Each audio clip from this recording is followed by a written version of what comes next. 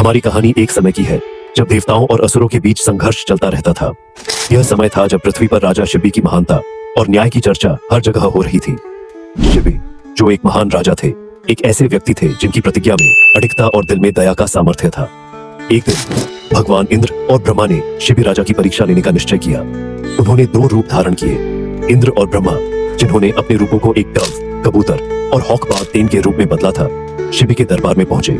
और फिर एक अद्भुत घटना घटी। कबूतर ने शिबी से कहा, राजा, मैं बहुत डर के साथ भाग रहा हूँ क्योंकि यह शिकारी बाज मुझे मारने के लिए मेरे पीछे बढ़ा है, मुझे बचाइए।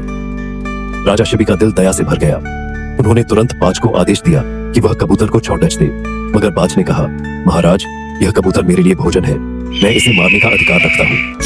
राजा शिबी ने बाज से कहा, जो भी प्राणी मेरे पास शरण में आए, मैं उसकी रक्षा करूंगा। इस प्रकार राजा शिबी ने कबूतर को अपना संरक्षक मानते हुए उसे अपनी शरण में ले लिया। अब समस्या यह थी कि राजा के पास इतना भोजन नहीं था कि वह बाज को संतुष्ट कर सके। तभी राजा शिबी ने अपनी आंखों में दया और निष्ठा के साथ बाज से कहा, तुम्हें अपना भोजन चाहिए तो मेरी मांस से पूरा करो। ये सुनकर सब लोग चौंक गए, लेकिन शिबी राजा ने अपने शरीर से एक हिस्सा काटने की तैयारी कर ली। राजा शिबी ने अपनी मांसपेशियों में से एक टुकड़ा निकाला और बाज के सामने रख दिया। उन्होंने कहा, अगर यह तुम्हारे भोजन के लिए पर्याप्त नहीं है तो और काट लूंगा। वह निरंतर अपने शरीर से मांस काटते गए और बाज संतुष्ट होने का नाम नहीं ले रहा था। शिबी राजा ने एक एक करके अपने शरीर के हिस्से को काटकर उसे बाज को दे दिया।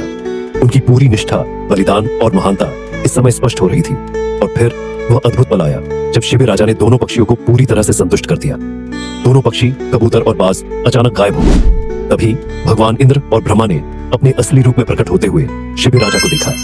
भगवान इंद्र ने शिबी से कहा, राजा शिबी, तुम्हारी निष्ठा, साहस और दया को देखकर मैं बहुत प्रभावित हुआ हूँ। तुमने अपना शरीर काटकर जो बलिदान दिया है वह किसी भी राजा के लिए असाधारण है।